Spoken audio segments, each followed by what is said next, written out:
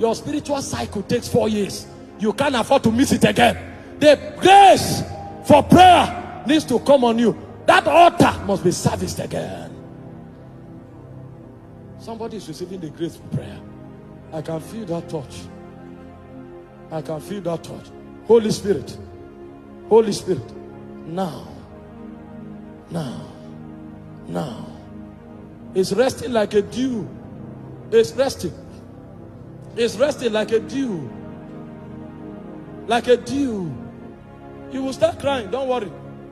Don't worry. It's a move of the Spirit on your soul. It's a move of the Spirit. You will start crying. Don't worry. It's a grace. Your altar is coming alive. Channels of my spirit, open up. I am with the Father. Open up. No boundaries, no limits. Open up. Let deep call unto deep. Open up. You know, after COVID, many people were no longer used to church. And they come to church, they are tired. They want to sit at home and be eating biscuits and drinking wine and watching service. Oh, what has happened to us? Somebody is receiving power to trust through the Spirit. No boundaries, no limits. Open up. Let deep call unto deep. Open up. Channels of my spirit. Open up. I am with the Father. Open up. No boundaries, no limits. Open up.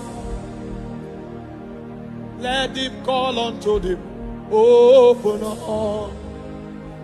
There's somebody, your advantage in the spirit is sight. Few years ago, you saw everything before they happened, but the sight is becoming blur. It's becoming blur. God is activating it. Now, Holy Spirit. Imole deo okuku parada. Imole deo okuku parada. Imole deo okuku parada. Imole deo okuku parada. You will cease living from earth. You will live by the signals of heaven. The Holy Ghost will talk to you. You will hear him. You will pick the signals and the movements of the Spirit in your soul. The second thing that happens to you when you are born of God and have overcome the world is that you begin to pick the burdens of God.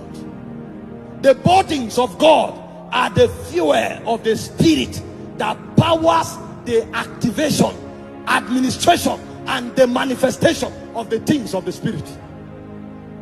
When a man is without burden, he can never carry out divine assignments. It's impossible.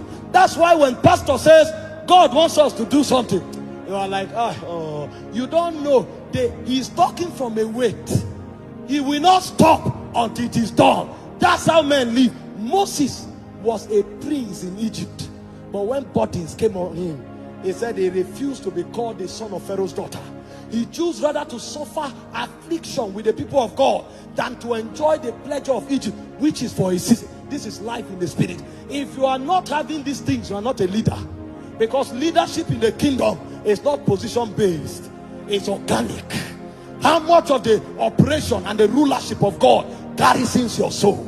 Somebody will receive a body for souls that he will not come to church until he brings a soul to church. It's a burden. It's a burden. If you don't have the burden, if you like, let church be scanty, you will not be moved. You'll just come, enjoy the cozy atmosphere, enjoy the worship and go home. The people who win souls, they have burdens for soul. That burdens compels them. That's what Paul meant when he said the love of Christ constraineth us. We find something that the Father wants to do, and the moment we know it, we can't rest. He said in Acts chapter 15 verse 26, he said Paul and Barnabas, men that hazarded their lives. The reason they were able to take so much risk for the gospel is because there was a body.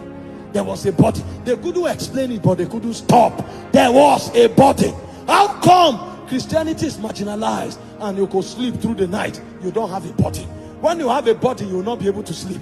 You will rise up and pray for the body of Christ. The reason many infantile Christians are in the body of Christ today is because they are not taught. So they are waiting for a pastor to fall into sin or for a believer to do something, and then 90% of them come on Facebook and say nonsense. How come you are not afraid to speak against the anointed of God? When Saul fell, David said, how come you were not afraid? How come? How could you cut off the garment of the Lord's anointed? How were you not afraid?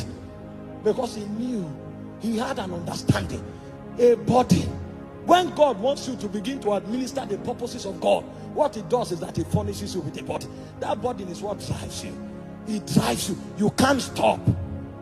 Jesus knew he was going to Jerusalem to die, but there